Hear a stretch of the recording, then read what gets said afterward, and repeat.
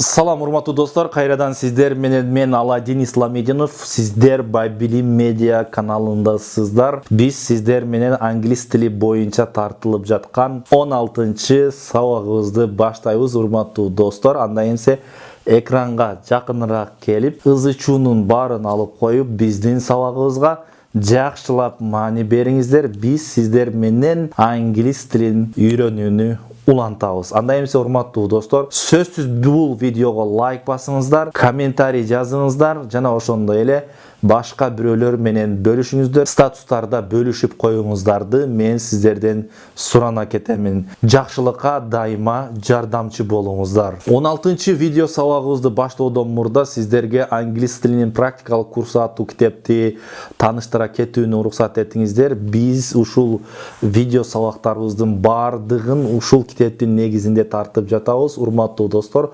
Ошондуктан сиздер бул китепти алсаңыздар, биздин сабактарды күзөтүп, ушул сабактар менен күзөтүп бул китепти окуй турган болсоңуздар, абдан сонун натыйжа болот. Китеп алуу үчүн экрандагы телефон номерлерге кайрылсаңыздар болот. 709 28 75 71. Анда эмсе урматтуу достор, биз сиздер менен 16-чы видео сабагыбыздын темасын айтайын сиздерге. Тема адат учурчак. Бул мен кыргызча ушинтип айтам. Адат учурчак. Адат учурчак. Бул англис тилинде биз сиздер менен 16-чы сабагыбызда дагы бир жаңы чакты өтүп атабыз, урматтуу достор. Жаңы чак. Дагы бир чак өтүп атабыз. Бул ушуга чейинки биздин экинчи англис тилиндеги чак болот. Ошол англис тилинде негизи жалпысынан 12 чак бар. Ошол 12 чактын биз азыр сиздер менен экинчи учур чакты өтүп атабыз. Бул азыркы биз айта турган чагыбыздын англисче аталышына дагы көңүл буралы.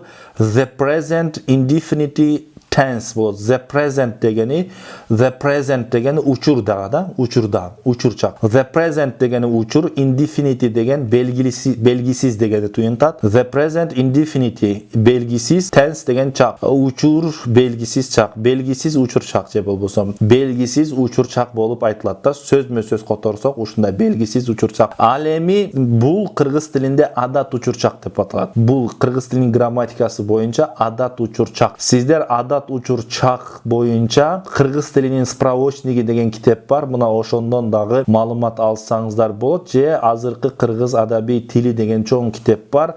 Мына ошондон дагы кыргыз тили боюнча, ушул чак боюнча маалымат алып окусаңыздар болот. Же балким интернет желесинде бар, ошол интернеттен алып көрсөңүздөр дагы болот, урматтуу достор. Бул чак негизи аныктамасын айтайын мен сиздерге. Кыймыл аракеттин кайталануусун жана адатта болгондугун билдирет. Дагы бир жолу кайталап коем. Кыймыл аракеттин кайталануусун жана адатта болгондугун билдирет. Мен эми сиздерге өзүмдүн сөздөрүм менен түшүндүрөйүн, урматтуу достор. Өзүмдүн сөздөрүм менен түшүндүрө турган болсом, бул мисал үчүн күндө колдонулуучу чакта, адатта. Мисал үчүн адатта күндө сиз эмне кыласыз? Уктайсыз, күндө уктайсыз, күндө тиш жууйсуз, күндө тамак жейсиз, күндө китеп окуйсуз, мисал үчүн күндө футбол ойнойсуз, күндө машина айдайсыз, күн сайын дагы эмне кыласыз? Мисалы айталы, күндө турасыз, уйкудан турасыз, ойгоносуз, жатасыз. Мына ушул адатта болуучу нерселерге колдонулуучу чак.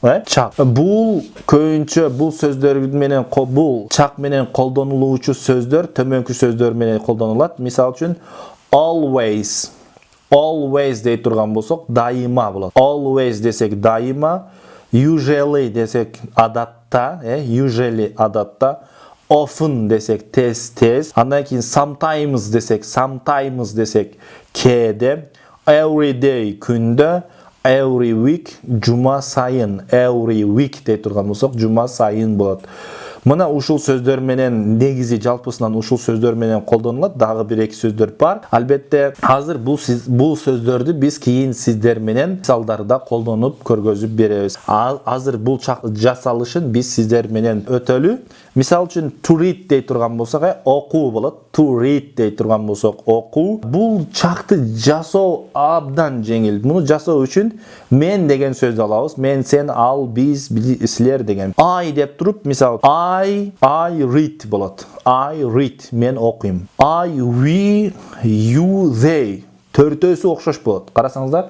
I we, you, they. I, we, you, they. Төртөөсү окшош болуп атат. I read десек мен окуймун. Мен окуймун. We read. Biz okuyubuz. Кандай жеңил. You read. Сен окуйсуң. Сиз окуйсуз. They read. Алар окушат. Алар окуйт. Англис тилинде ушинтип эле коет экенбиз. Кыргыз тилиндечи биз кыргыз тилинде мен окуймун кыргыз тилине салыштырсак да сен окуйсуң, биз окуйбуз деп ар бирине өзүнчө мүчө коюлуп атат. Алар окушат деп шат деген мүчөнү коюп атабыз. Англис тилинде төртөөсү окшош болуп атат. I, we, you, they. I read, мен окуймун. We read, биз окуйбуз. You read, сен окуйсуң. They read, алар окушат. Эми жекелик санда үчүнчү жактагы жекелик санга көңүл буруңуздар. He reads болот. Reads. Жекелик санда үчүнчү жакта s мүчөсү кошулат, урматтуу достор. S мүчөсү кошулат. He reads. She reads. It reads. He reads дейбиз, reads s коюлат. Ал окуйт. She reads, ал окуйт. Женский роддо it reads, ал окуйт. Мисал үчүн, мен күндө китеп окуйм дей турган болсок. I read a book every day. I read a book every day. Мен күндө китеп окуймун. Эми алар күндө гезит окушат десек, They read the newspaper every day. They read the newspaper every day. Алар күндө гезит окушат. They read эле деп коет экенбиз. Ага SPS анын бирдемке мүчөлөр кошулбайт кыргыз тилиндегидей. Эми he reads a book every day. He reads a book every day. Ал күндө китеп окуйт болот. He reads a book every day. Ал күндө китеп окуйт болот, урматтуу достор. Үчүнчү жак болгондуктан s мүчөсү коюлуп жатат. Андан кийин мен дагы бир аз этиштерден сөздөрдүн жасалышын үйрөтөйүн. Мисал үчүн to play десек, to play болсо ойноо болот да. To play ойноо. Ал эми мен ойнойм десек, I play, негизи адатта ойнойм. I play, we play, you play, they play. Мен ойнойм, биз ойнойбуз, сен ойнойсуң, алар ойношот болду. He эми үчүнчү жакка келгенде эмне кошобуз? S кошобуз. He plays, she plays, it plays, ал ойнойт. He plays, ал ойнойт, she plays, ал кыз ойнойт, it plays, ал ойнойт, Көптүктө. Үчүнчү жакта мына ушундай болот. Эми to sleep дей турган болсок, to sleep уктоо. Мисал үчүн I sleep, мен уктаймын. We sleep, сен уктайсың. You sleep, сен уктайсың. They sleep, алар укташат. They sleep, алар укташат. Эми үчүнчү жакка болсо, he sleeps, ал уктайт. She sleeps, ал уктайт. It sleeps, ал уктайт. It sleeps, ал уктайт болот, урматтуу достор. Андан кийин to close дей турган болсок, жабуу, to close жабуу. I close деп айтабыз, I close, мен жабам. We close, биз жабабыз. You close, сен жабасың. They close, алар жабышат. Эми үчүнчү жакка келе турган болсок, үчүнчү жакта жекелик санда s коюлат. He closes, she closes, it closes. Ал жабат, ал жабат, ал жабат болот, Андан кийин to open дей турган болсок, to open ачуу болот да. I open, мен ачам. We open, биз ачабыз. You open, сен ачасың. They open, алар ачышат. Эми үчүнчү жакка келгенде эмне кылабыз? He opens, ал ачат. She opens, ал ачат. It opens, ал ачат болот. Мына ушундай болуп, үчүнчү жактын жекелик санында s мүчөсү коюлат. Мисал үчүн мен күндө уктайм дей турган болсок, I sleep every day. Мен күндө уктайм. She sleeps every day. She sleeps every day. Ал кыз күндө уктайт болот, S коюлат, себеби бул үчүнчү жакта. Ал күндө уктайт. Open the window sometimes. We open the window sometimes. Биз эшикти кээде эле ачабыз. Бул адатта. Негизи адатта айтып атат, бирок you close the door every evening. You close the door every evening. Сен эшикти күндө ачасың. Sen you close the door every evening. Sen eşikti күндө ачасың болот. You close the door every evening. Sen eşikti күндө кечинде жабасың. Sen eşikti күндө кечинде жабасың дей турган болсок, анда эмне болот экен? You close the door every evening. Sen күндө кечинде эшикти жабасың болот. Урматтуу достор. Андан кийин дагы бир этишти үйрөтөм. To like дей турган болсок, to like. I like десек мен жактырам. We like like sen жактырасың, you like ал жактырат, we like биз жактырабыз, you like sen жактырасың, they like алар жактырышат. He likes үчүнчү жакта s коюлат. He like ал жактырат, she likes ал жактырат, it likes ал жактырат. Эми андан кийин to dream дей турган болсок, кыялдануу. I dream мен кыялданам, we dream биз кыялданабыз, you dream сен кыялданасың, they dream алар кыялданышат. He dreams ал кыялданат, she dreams ал кыялданат, it dreams ал кыялданат болот. S коюлат үчүнчү жакта. Мисал үчүн I like banana. I like banana. Мен бананды жакшы көрөм. Деги эле болсо I like banana. Мен бананды жакшы көрөм. They like to read books. They like to read books. Алар китеп окууну жакшы көрүшөт.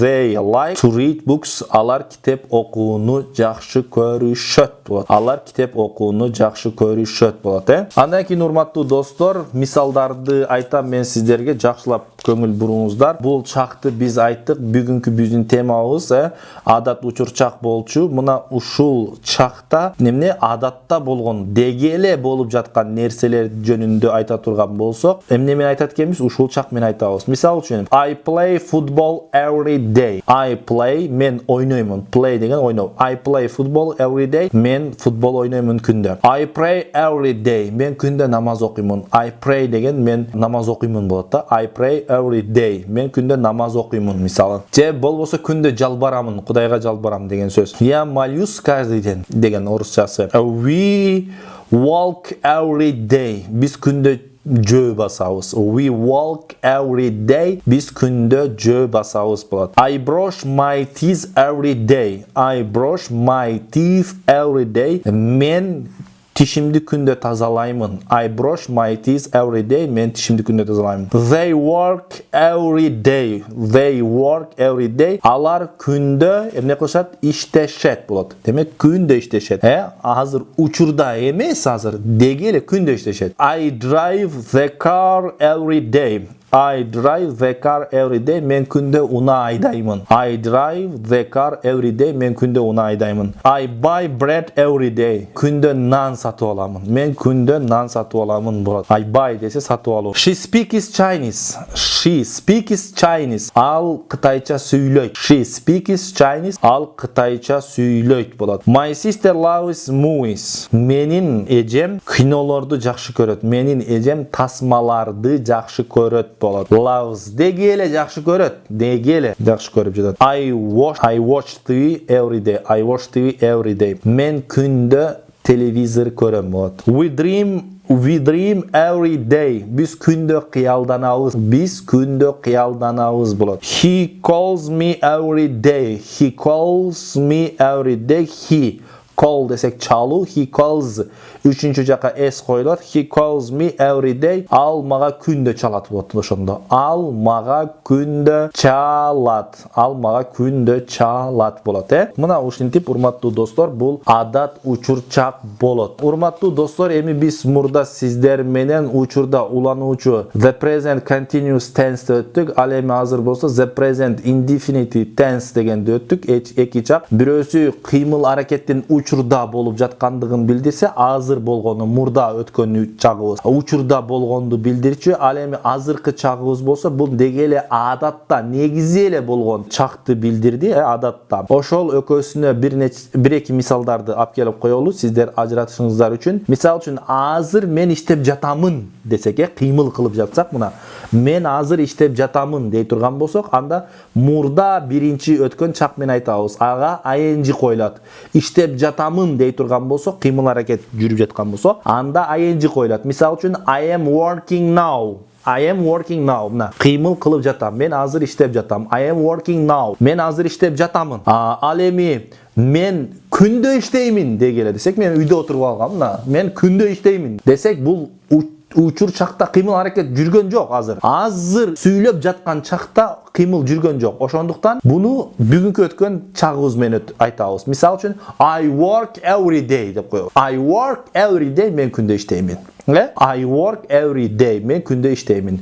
Мисал үчүн, мен азыр китеп окуп жатамын, азыр окуп жатамын дей турган болсок, мына карап окуп аткан болсо, анда I am reading the book now. I am reading the book now. Мен азыр китеп окуп жатамын. Ал эми мен Күндө китеп окуймун десек, күндө дегеле китеп окуймун десек, анда ing коюлбайт. I read the book every day. I read the book every day. Мен күндө китеп окуймун болот. Урматтуу достор, Мисал үчүн азыр мен уктап жатамын десек, мисал уктап жаткан болсо, I am sleeping now. I am sleeping now. Мен уктап жатамын азыр. Ал эми мен күндө уктаймын дей турган болсок, I sleep every day. I sleep every day. I sleep every day десек, мен күндө уктаймын болот. Мына ушундай кылып айырмаларын билип алсаңыздар болот, урматтуу достор. Биз сиздер менен бүгүнкү сабагыбыздын аягына жеттик. Кийинки сабагыбыздан жолугушканга чейин сак саламатта туруңуздар. See you soon. Thank you very much, dear my friends.